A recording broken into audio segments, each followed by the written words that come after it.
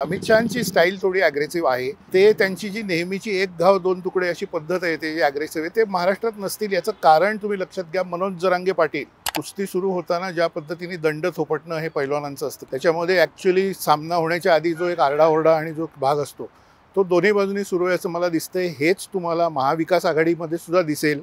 3% मतं इकडची तिकडे तिकडची तिकडे 5% धरा, त्याच्यावर सगळं होणार आहे.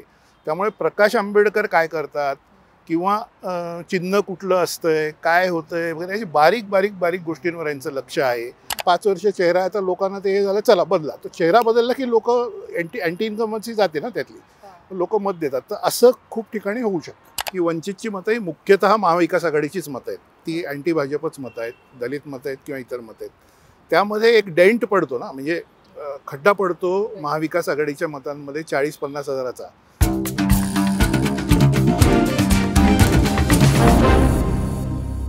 नमस्कार मित्रांनो, द पॉलिटिक्समध्ये आपल्या सगळ्यांचं अगदी मनापासून स्वागत.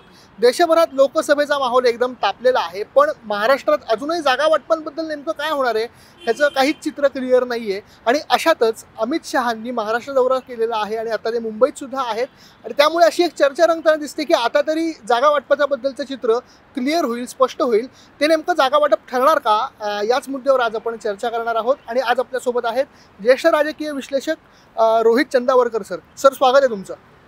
धन्यवाद. तर सर, माझा पहिला प्रश्न हाच आहे की अमित शहा सध्या महाराष्ट्र दौऱ्यावर आहेत, ते मुंबईत सुद्धा आहेत आणि अशी चर्चा होते की आता महायुतीतल्या जागा वाटपाचं काहीतरी ठरेल. तर नेमकं ते काय ठरेल असं तुम्हाला वाटतं? हे बघा, ज्या पद्धतीने म्हणजे आपण थोडं 1 वर्ष 1.5 वर्ष मागे जाऊ, ज्या पद्धतीने अमित शहा आणि भारतीय जनता पक्ष यांनी महाराष्ट्रामध्ये गेल्या 1.5-2 वर्षामध्ये एकनाथ शिंदे यांना शिवसेनेपासून वेगळं करणं किंवा अजित पवार यांना राष्ट्रवादीपासून वेगळं करणं, अजित पवार यांनी जाहीर करणं की मीच राष्ट्रवादी आहे वगैरे, हे ज्या पद्धतीने अमित शहा आणि भाजप यांनी केलं गेल्या 1.5-2 वर्षामध्ये, ते बघता आणि ज्या पद्धतीने त्यांना मुख्यमंत्रीपद उपमुख्यमंत्रीपद वगैरे दिलं गेलं ते बघता असं कोणालाही वाटलं नव्हतं की हे दोन नेते म्हणजे एकनाथ शिंदे आणि अजित पवार हे दोन नेते अचानक म्हणतील की आम्हाला जास्त जागा पाहिजेत महाराष्ट्रात. अमित शहा यांचा जो 32-12-4 असा फॉर्म्युला ठरला होता दिल्लीतून 48 जागांचा महाराष्ट्रामधला, त्याला एक प्रकारे विरोध करतील किंवा असं म्हणतील की आम्हाला जास्त जागा पाहिजे, असं कोणालाच वाटलं नव्हतं. पण अचानकपणे ते झालं, गेल्या 10 दिवसात ते झालं. आणि त्याच्यामुळे परिणाम काय झाला तर एक हलचल सुरू झाली, ती फक्त महाराष्ट्रात नाही बिहारमध्ये सुद्धा झालेली आहे. तुम्ही बघाल नॅशनल मीडियावर आज किंवा कालपासून चर्चा अशी की बिहार आणि महाराष्ट्र या 2 राज्यांमध्ये भाजपचे जे अलायन्समधले पक्ष आहेत त्यांचं एकमेकांबरोबर वादविवाद सुरू आहे की आम्हाला एवढे जागा पाहिजे, हे पाहिजे, ते पाहिजे. नितीश कुमार यांचा पक्ष किंवा जितनराम मांझी वगैरे हे बिहारमध्ये करतायत त्याच पद्धतीचं, आणि महाराष्ट्रात अजित पवार आणि एकनाथ शिंदे यांचंही तसंच सुरू आहे. अर्थातच या गोष्टी म्हणजे या गोष्टी काही प्रमाणात अपेक्षित असतील, पण इतक्या प्रमाणात अपेक्षित नव्हत्या असं आपण म्हणू की हे दोन नेते अशा पद्धतीने करतील. त्यामुळे हा पेच थोडा झाला आहे, बिहारमध्येही झाला आहे, महाराष्ट्रातही झाला आहे. आणि काल तुम्ही बघितलं असेल की अमित शहा महाराष्ट्रात आले, परवा रात्री आले ॲक्च्युली. काल त्यांनी मराठवाडा, विदर्भ वगैरे या ठिकाणी सभा घेतल्या, कार्यकर्त्यांच्या बैठका घेतल्या वगैरे वगैरे. तर अजित पवार यांचं म्हणणं असं आहे की आम्हाला साधारण 8 ते 10 जागा तरी या अलायन्स या सगळ्या जागा वाटपामध्ये मिळाव्या. आणि एकनाथ शिंदे यांचं म्हणणं आहे की आम्ही गेल्या वेळी शिवसेनेनी 18 जिंकल्या होत्या, तर तुम्ही आम्हाला अगदी 18 नाही पण निदान 14-12 अशा काहीतरी जागा द्या, अगदीच 10 वगैरे म्हणजे फार कमी होत आहे. तर ही चर्चा सगळी त्यामुळे आता सुरू झालेली आहे. मला असं वाटतं की अमित शहा इथे आहेत म्हटल्यावर आणि त्यांची एकंदर शैली ज्या पद्धतीने राहिलेली आहे गेल्या काही काळात ते बघितल्यावर याच्यातनं तोडगा निघेल. काहीतरी अलायन्स होईल, काहीतरी ठरेल की काय जागाचं वाटप आहे, एखादी जागा वाढवून दिली जाईल, काहीतरी दिली जाईल. पण याच्या मागे एक गोष्ट अशी आहे की केवळ अमित शहा यांच्यासाठी हे एकनाथ शिंदे बोलत आहेत किंवा अजित पवार बोलत आहेत असं नाही, आपल्या कार्यकर्त्यांसाठी ते बोलत आहेत की कार्याकर्त्यांना मेसेज देत आहेत की तुम्ही असं समजू नका की भाजप जे देईल ते घेऊन आम्ही गप्प राहतोय, आमचा पण काहीतरी आवाज आहे, आम्ही पण काहीतरी निगोशिएट करतोय, बार्गेनिंग करतोय वगैरे, हे त्यांना दाखवायचं आहे. हाही त्यातला भाग आहे. बरोबर सर. मला आणखीन एक प्रश्न असा विचारायचा होता. तुम्ही आता अमित शहांच्या मराठवाड्याच्या दौऱ्याच्या संदर्भाने उल्लेख केलात, तर त्याच संदर्भाने मला असं विचारायचं होतं की छत्रपती संभाजीनगरमध्ये ज्या काही सभा झाल्या तिथे अमित शहांनी कुठल्याही मित्रपक्षासोबत घेतलेलं दिसलं नाही, त्यांनी एकट्यानेच त्या सभा सगळ्या घेतल्या. याच्यामागे काय कारण असू शकतं तुम्हाला वाटतं? नाही, एक ॲग्रेशन दोन्ही बाजूनी दिसतंय आणि हे कसं आहे, की एक कुस्ती सुरू होताना ज्या पद्धतीने दंड थोपटणं हे पैलवानांचं असतं किंवा अमेरिकेमध्ये तुम्ही WWF, WWE बघा, त्याच्यामध्ये ॲक्च्युअली सामना होण्याच्या आधी जो एक आरडाओरडा आणि जो भाग असतो, तो दोन्ही बाजूनी सुरू आहे असं मला दिसतंय. हेच तुम्हाला महाविकास आघाडीमध्ये सुद्धा दिसेल, की प्रकाश आंबेडकर आणि शरद पवार किंवा प्रकाश आंबेडकर आणि काँग्रेस यांच्यामध्ये अशाच पद्धतीचं एक थोडंसं एक अंदाज घेणं किंवा जास्त काहीतरी मागणं वगैरे असं सुरू आहे. तुम्ही संभाजीनगरच्या सभेचा उल्लेख केला. छत्रपती संभाजीनगरमधल्या सभेमध्ये तुम्ही बघितलं की पंकजा मुंडे होत्या. बऱ्याच काळानंतर पहिल्यांदा पंकजा मुंडे भाजपच्या स्टेजवरनं त्यांनी पहिलं भाषण त्यांचं झालं. तर असं आहे की एक तिथे एक मेसेज असा आहे की ओबीसी किंवा अशोक चव्हाण म्हणजे मराठा नेते, ओबीसी यांना सगळ्यांना बरोबर घेऊन आमची पण शक्ती आहे आणि आम्ही केवळ आपले अलायन्स पार्टनर म्हणून नवीन जे घेतलेले आहेत म्हणजे अजित पवार घेतलेत किंवा एकनाथ शिंदे घेतलेत त्यांच्यावरच फक्त आम्ही अवलंबून नाही, आमचीसुद्धा शक्ती आहे, आम्हीसुद्धा भाजप म्हणून इथे शक्तिवान आहोत असा एक मेसेज त्यांना द्यायचा असेल. अमित शहांची स्टाईल थोडी ॲग्रेसिव्ह आहे. पण एक गोष्ट मी तुम्हाला सांगू इच्छितो की मुंबईमधल्या मीटिंगमध्ये मला जे भाजप नेत्यांकडनं कळतं आहे ते असं आहे की ते एकदम फार जास्त ॲग्रेसिव्ह नसतील. ते त्यांची जी नेहमीची एक घाव दोन तुकडे अशी पद्धत आहे ते जे ॲग्रेसिव्ह आहे ते महाराष्ट्रात नसतील. याचं कारण तुम्ही लक्षात घ्या. मनोज जरांगे पाटील यांनी ज्या पद्धतीने एक मराठा चॅलेंज उभा केलेला आहे महाराष्ट्रात त्याची पूर्ण जाणीव अमित शहांना आहे असं मला एका भाजपच्या सिनियर नेत्यांनी परवा सांगितलं. आणि त्याच्यामुळे कसं आहे की अजितदादा आणि एकनाथ शिंदे दोन्ही मोठे मराठा नेते आहेत, मुख्यमंत्री उपमुख्यमंत्री आहेत, त्यांना बरोबर घेतलं आहे. त्यांचं पण म्हणणं काय आहे, त्यांना पण एखादी जागा वाढवून द्यायची का, काय द्यायची का, आपका कहना क्या है, आप क्या चाहते हैं, असा एक अप्रोच ज्याला आपण म्हणतो अशा पद्धतीचं एक धोरण हे अमित शहा यांनी कालपासूनच्या चर्चेत ठेवलं आहे असं मला समजलं. आता प्रत्यक्षात जागा किती दिल्या जातील का 32-12-4 हाच फॉर्म्युला राहील. कारण शेवटी 4 बघा तुम्ही, शिरूर आहे पुणे जिल्ह्यातली, रायगड आहे, बारामती आहे, या 3 आहेत. त्याच्या पलीकडची कुठला चेहरा अजित पवार यांच्याकडे आहे याच्याबद्दल थोडं अजून डाऊट आहे. त्यामुळे 3, 4, 5 समजा आपण पकडून चालू, त्याच्या पलीकडे देऊ शकतात का याबद्दल साशंकता आहे. नंबर काय आहे आपल्याला आता सांगता येणार नाही, ते शेवटी ठरेल, आज रात्री जाहीर होईल, उद्या होईल, कधी होईल. पण अप्रोच थोडा नरमाईचा असेल चर्चेमध्ये असं मला कळलं आणि एक डील काहीतरी होईलच. कारण शेवटी लक्षात घ्या की दोघांना एकमेकांची गरज आहे, तिघांना एकमेकांची गरज आहे. एकनाथ शिंदे आणि अजित पवार यांना पण भाजपची गरज आहे, त्यांच्यावर ते अवलंबून आहेत. आणि भाजपला सुद्धा या दोघांची गरज आहे. कारण आपण हे सगळं मनोज जरांगे यांनी उभं केलेलं आव्हान बघतोय किंवा बाकी सगळं बघतोय तेवढ्यासाठी तर अशोक चव्हाण यांच्यासारख्या नेत्यांना त्यांनी बरोबर घेतलं आहे. त्यामुळे असा सगळा तो खेळ आहे. आता या सगळ्या माहोलचा आपण विचार केला तर शिवसेना शिंदे गट आणि राष्ट्रवादी काँग्रेस अजित पवार गट हे त्यांच्या चिन्हावर लढत आहेत आणि पक्षफुटीनंतरचं हे त्यांची निवडणूक आहे. तर या निवडणुकीत त्यांना ही खात्री वाटते का त्यांच्या चिन्हावर ते आता लढले की ते त्यांचा परिणाम काय होईल निवडणुकीमध्ये? हे बघ, निवडणूक आयोगाने ज्या पद्धतीने चिन्ह हे एकनाथ शिंदेंना किंवा अजित पवारांना दिलं त्याच्याबद्दल खूप वादविवाद आणि खूप त्याच्याबद्दल. आता निवडणूक आयोग ही आहे क्वाझी ज्युडिशियल बॉडी, म्हणजे एक प्रकारची एक न्यायाधिकरण आहे. त्याच्यामुळे त्याच्या निर्णयावर आपण डायरेक्ट कॉमेंट करू शकत नाही, ते बरोबर ठरणार नाही. पण इतर नेत्यांनी, शरद पवारांनी, बाकी सगळ्यांनी जे काय कॉमेंट केल्यात त्या आपण कोट करू शकतो. त्यांनी कॉमेंट केल्यात हे आपण रिपोर्ट करू शकतो, त्याच्यामध्ये काही प्रॉब्लेम नाही. त्यांनी अशा कॉमेंट केल्यात की हे भाजपच्या इन्फ्लुएन्सखाली, भाजपच्या प्रभावाखाली झालं आहे असं शरद पवार उघडपणे म्हणालेत, असं उद्धव ठाकरे उघडपणे म्हणालेत. त्याच्यामुळे हे चिन्ह मिळण्यासाठी एवढा एफर्ट घेतल्यानंतर आता अजित पवारांचे काही उमेदवार कमळावर उभे करणं किंवा एकनाथ शिंदे यांना कोकणामध्ये काय 2 सीट आणखी, 1 सीट आणखी दिली, कुठली दिली, किंवा समजा मराठवाड्यात दिल्या काही सीट. कारण एकनाथ शिंदे यांचे बरेचसे आमदार जे आलेत शिवसेने उद्धव ठाकरेंपासून वेगळे होऊन ते बरेचसे मराठवाड्यातले, तर मराठवाड्यासाठी त्यांचा आग्रह आहे. तर तिथे समजा कमळावर तुम्ही उभं करा सांगितलं तर मग हा सगळा एक्सरसाइज काय झाला. म्हणजे प्रश्न असा येईल की तुम्ही एवढं चिन्ह त्यांना दिलं आहे ना, धनुष्यबाण, आणि उद्धव ठाकरे यांना मशाल दिलं, आता सगळं त्याच्यावरनं झालं, तर मग आता कमळावर उभं करायचं तर मुळातच कमळावरच त्यांना घेऊन का नाही तुम्ही केलं असा विषय येईल. आणि निवडणुकीमध्ये होणारे काय तुम्ही लक्षात घ्या की 40,000, 50,000, 60,000च्या फरकाने सगळा खेळ होणारे मला दिसतंय आता. याचा अर्थ तुम्ही एक मतदारसंघ घ्या, 15 लाखाचा साधारण असतो, त्याच्यामध्ये 50,000, 60,000च्या फरकाने जर हे होणार असेल तर याचा अर्थ 3% मतं, फक्त 3% मतं इकडची तिकडे, तिकडची तिकडे, 5% धरा, त्याच्यावर सगळं होणार आहे. त्यामुळे प्रकाश आंबेडकर काय करतात किंवा चिन्ह कुठलं असतंय, काय होतंय वगैरे, अशी बारीक बारीक बारीक गोष्टींवर यांचं लक्ष आहे. आणि बिहार आणि महाराष्ट्र दोन्ही क्रुशल आहे, कारण दोन्ही मिळून 80पेक्षा जास्त 88 जवळजवळ जागा जात आहेत. त्यामुळे मला वाटतं की खूप ते बारकाईने चाणक्य नीती त्यांची लावतील भाजपचे लोक असं दिसतंय. बरोबर सर. तर सर हे या निवडणुकीमध्ये बरेच फॅक्टर्स आहेत आणि त्या फॅक्टरचा विचार करून मला पुन्हा जागा वाटपाकडे यायचं आहे की या जागा वाटपामध्ये कोणाकोणाचे पत्ते कापले जातील असं तुम्हाला वाटतं? मला असं वाटतं की हे बघा, महाराष्ट्रातलं सध्याचं वातावरण जे काय आहे आपण बघतोय ना, हे आपण आता म्हणजे शहरी भागात राहतोय, आपण आधुनिक याच्याकडे बघतोय आणि मोदींचं एक हे आहे की आधुनिक भारत किंवा विकास वगैरे असं. ह्याच्यामध्ये जातीचं खरं तर आलं नाही पाहिजे, पण मी एक तुम्हाला म्हणजे काय अनफॉर्च्युनेट असं आपण म्हणू की सगळं जातीवर आता झालेलं आहे. आणि म्हणजे महाराष्ट्र ह्याच्यातून पुढे जाईल, सगळ्यांचाच विकास झाला पाहिजे, सगळ्या जातींचा झाला पाहिजे, सगळ्यांना सगळं मिळालं पाहिजे या मताचा मी आहे, त्यात काही नाही.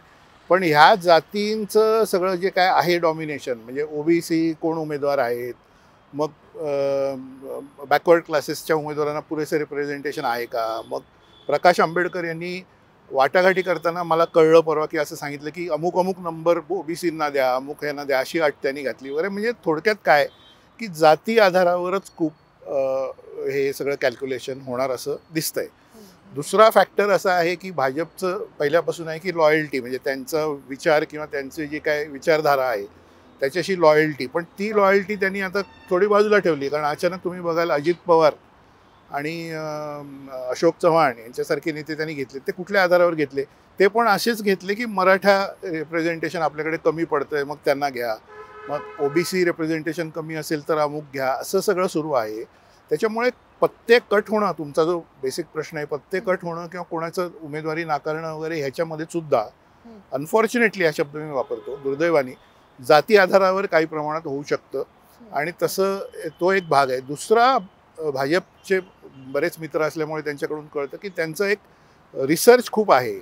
आता नॉर्थ वेस्ट मुंबईचं मी तुम्हाला उदाहरण सांगतो. त्याच्यामध्ये त्यांचं असं आहे की तिथले जे आत्ताचे खासदार आहेत त्यांच्या विरुद्ध खूप अँटी इन्कम्बन्सी आहे. तर म्हणजे त्यांनी असं सांगितलं की तुम्हाला नको तर म्हणजे तुमचा दुसरा उमेदवार द्या, तुम्हाला आमचा उमेदवार तिथे आम्ही घुसवायला नको असं वाटत असेल तर तुमचा वेगळा उमेदवार द्या, पण आत्ताचे उमेदवार जे आहेत त्यांना नका देऊ, कारण आमचा रिसर्च आणि सर्वे असं दाखवते की ते पडण्याची शक्यता आहे. मग तिकडे संजय निरुपम जिंकू शकतात किंवा आणि काय होऊ शकतं. म्हणून मग असे फॅक्टर आहेत. म्हणजे एकनाथ शिंदेंवर सुद्धा असा दबाव आहे की ते सांगतायत भाजपचे लोक की आमचा असा सर्वे आहे की अमुक ठिकाणी तुमचा अमुक उमेदवार पडू शकतो.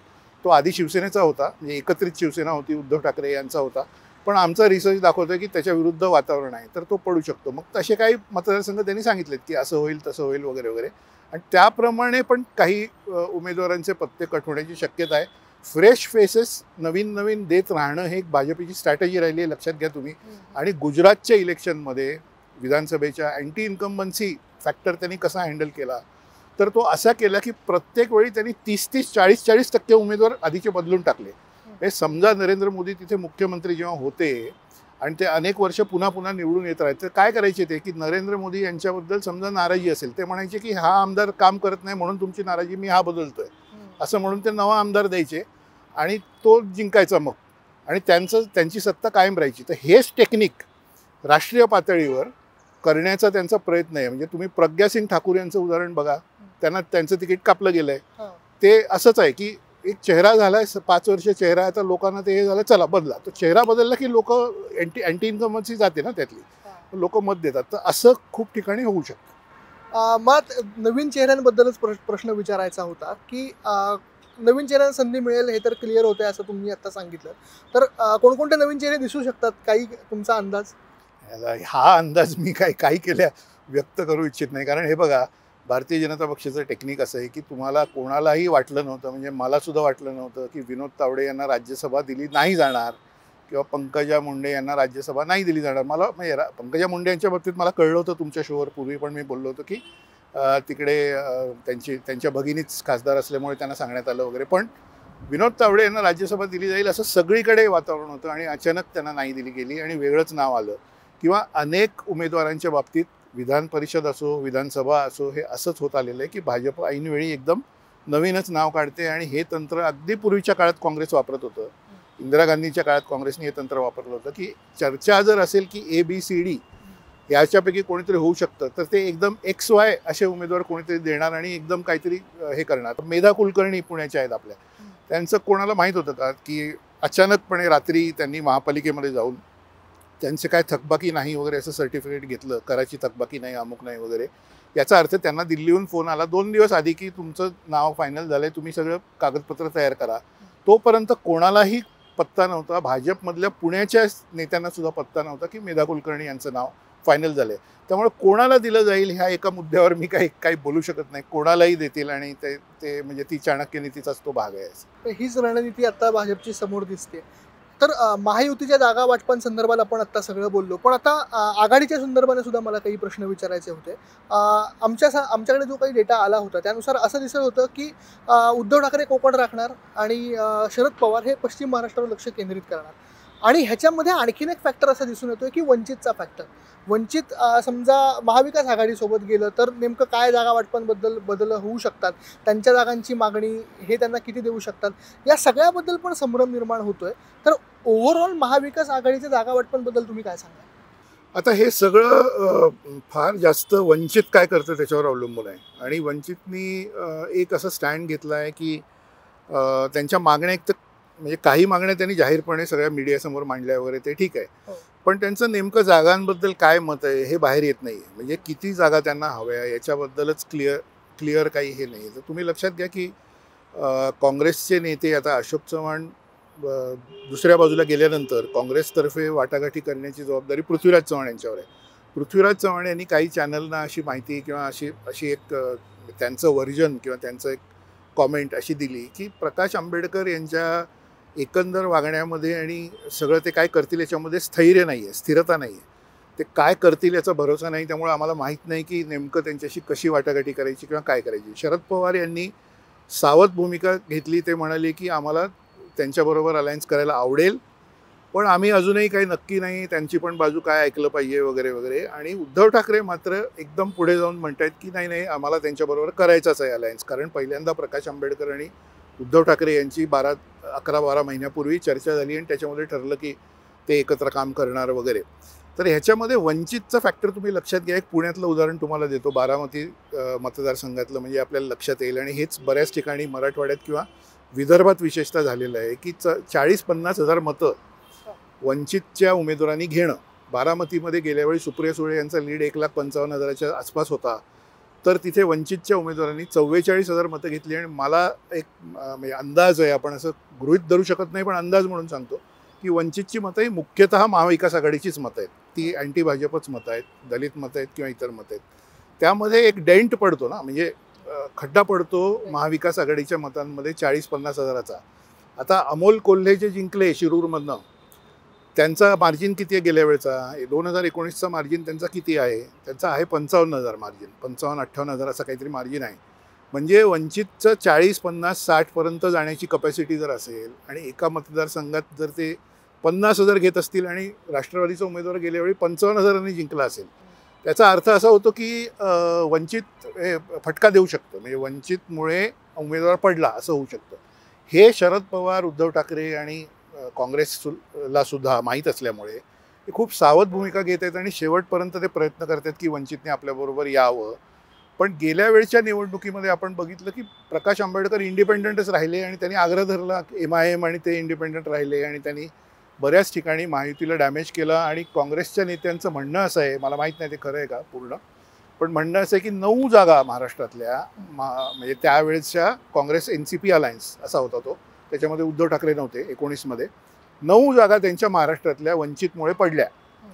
तर आता तुम्ही लक्षात घ्या की 9 जागा म्हणजे खूप झालं ना लोकसभेला. तर त्यामुळे हे सगळं म्हणजे एक ह्यावर मी कॉमेंट करू शकतो की कुठल्या चॅनलमध्ये तुम्ही बघताय की सर्वे येत आहेत की याला एवढी जागा मिळतील, त्याला तेवढ्या मिळतील. परवा मी बघितलं एका मराठी चॅनलवर की 40पेक्षा जास्त महायुतीला मिळतील वगैरे. जोपर्यंत वंचितने ठरवलेलं नाही, जोपर्यंत अलायन्स महायुतीने सुद्धा ठरवलेलं नाही जागा वाटप काय आहे, जोपर्यंत महाविकास आघाडीचा सुद्धा अलायन्स ठरलेला नाही की नेमक्या किती जागा कोणाला, तोपर्यंत तुम्ही सांगू कसं शकता की कोणाला तरी 40पेक्षा जास्त मिळतील किंवा कोणाला 20पेक्षा कमी मिळतील वगैरे.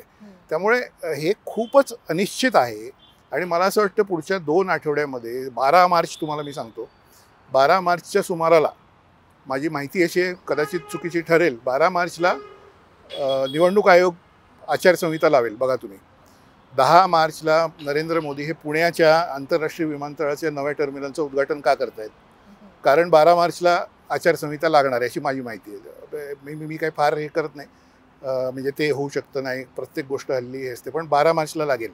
12 मार्चपर्यंत हा खेळ चालणार आहे. म्हणजे आता काय 8 दिवस राहिले, 7 दिवस राहिले, तर तोपर्यंत तुम्ही हे बघू शकता की कोण काय कोणाबरोबर जातंय नाही जातंय. आणि ते एकदा ठरलं, प्रकाश आंबेडकर यांनी जाहीर केलं की मी महाविकास आघाडीबरोबर अलायन्स करतोय आणि माझे एवढ्या एवढ्या जागा मी मागितल्यात, त्यांनी त्या दिल्या आहेत आणि या जागांमध्ये मी उभा राहतोय.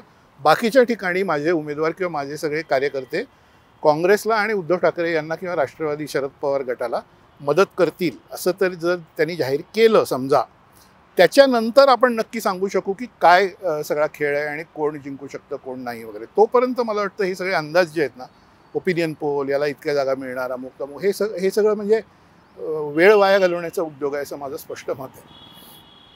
ओके.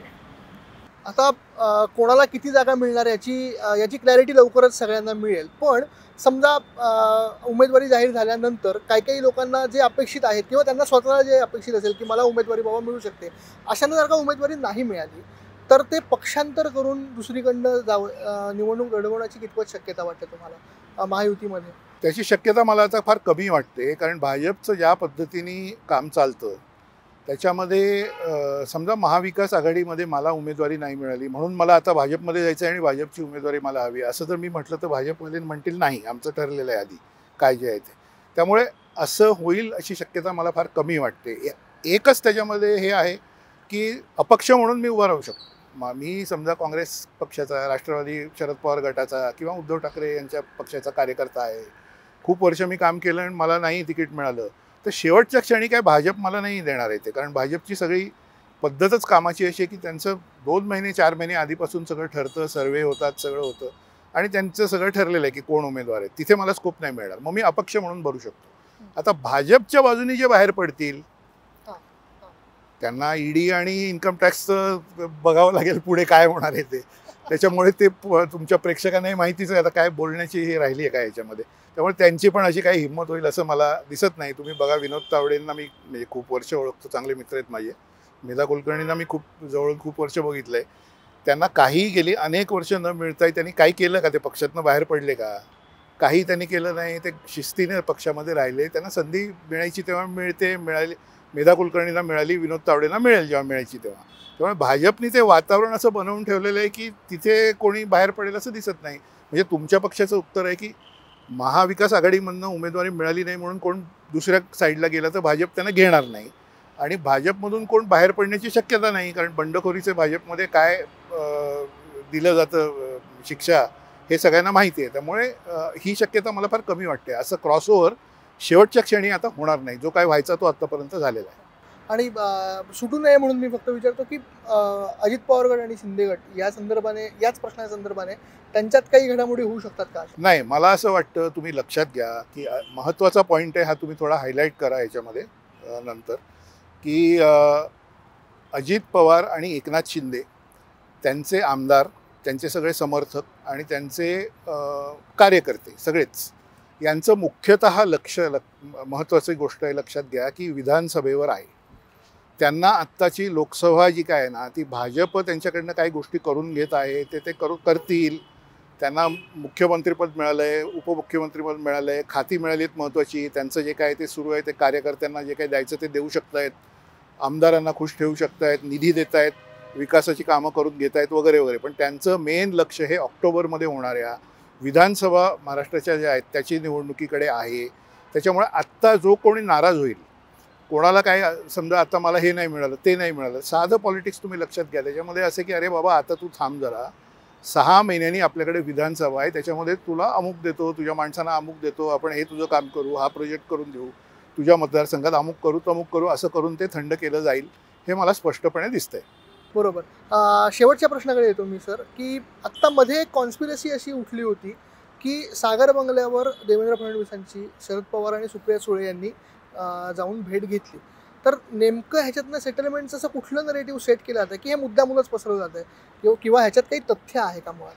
मला असं वाटत नाही की अशी काय भेट घेतली किंवा काय झालं. मला म्हणजे हे काय झालं आहे आता की मीडियामध्ये इतके चॅनल आणि इतकं सगळं झालं आहे मी सुद्धा 10 वर्ष मीडिया म्हणजे टी व्हीत काम केलं, 22 वर्ष न्यूजपेपरमध्ये काम केलं मुंबईमध्ये, 32-34 वर्ष मी मुंबईत काम केलं आणि मला माहिती आहे की विधानभवनाबाहेर कशा पद्धतीने 300 पत्रकार एकावेळी उभे असतात आणि प्रत्येकजण काहीतरी आपल्याला एक्सक्लुझिव्ह मिळालं या धडपडीत असतो. तर कोणीतरी नेता येऊन काहीतरी सांगतो की असं झालं आहे, ते क्रॉस चेक न करता किंवा न बघता फ्लॅश केलं जातं आणि ते चालवलं जातं की एक्सक्लुझिव्ह माझ्याकडे आहे वगैरे. हा मीडियाचा भाग सोडून द्यातो एका बाजूला आहे. पण तुम्ही लक्षात घ्या की बारामतीमध्ये मंचावरच डायरेक्ट देवेंद्र फडणवीस आणि सुप्रिया सुळे यांचं एकमेकांशी बोलणं झालं ना तिथे. कारण तो एक जाहीर कार्यक्रम होता, रोजगार मेळावा होता, राज्य शासनाचा मेळावा होता. तिथे शरद पवारांनी पत्र लिहिलं की हा सरकारी कार्यक्रम आहे आणि सरकारी कार्यक्रम आहे म्हणून मी राज्यसभा सदस्य आणि माझी मुलगी सुप्रिया सुळे ही लोकसभा सदस्य असल्यामुळे त्यांना आमंत्रण दिलं जावं. हा काही पक्षाचा कार्यक्रम नाही, हा सरकारी कार्यक्रम आहे म्हणून ते त्या मंचावर गेले, त्यांना आमंत्रण दिलं गेलं. तिथे एकनाथ शिंदे पण होते आणि शरद पवारांच्या शेजारीच देवेंद्र फडणवीस बसले होते आणि ते एकमेकांशी बोलत होते. हे 25 कॅमेरांसमोर आणि 200 पत्रकारांसमोर उघडपणे झालं. ते होत असताना त्याच्या 15 मिनटं आधी किंवा 15 मिनटानंतर सुप्रिया सुळे उभं राहून तिकडे काय एक औपचारिक भाग आहे, महाराष्ट्राची संस्कृती आहे की आपलं काय राजकीय हे असलं तरी आपण एकमेकांशी बोलणं हे करणं वगैरे वगैरे. आणि आम्ही हे पूर्वीच्या काळामध्ये गोपीनाथ मुंडे आणि विलासराव देशमुख यांच्यामध्ये बघितलेलं आहे, सुशीलकुमार शिंदे आणि शरद पवार यांच्यात बघितलं आहे, सगळ्यांमध्ये बघितलेलं आहे, हे पूर्वीच्या काळात आहे.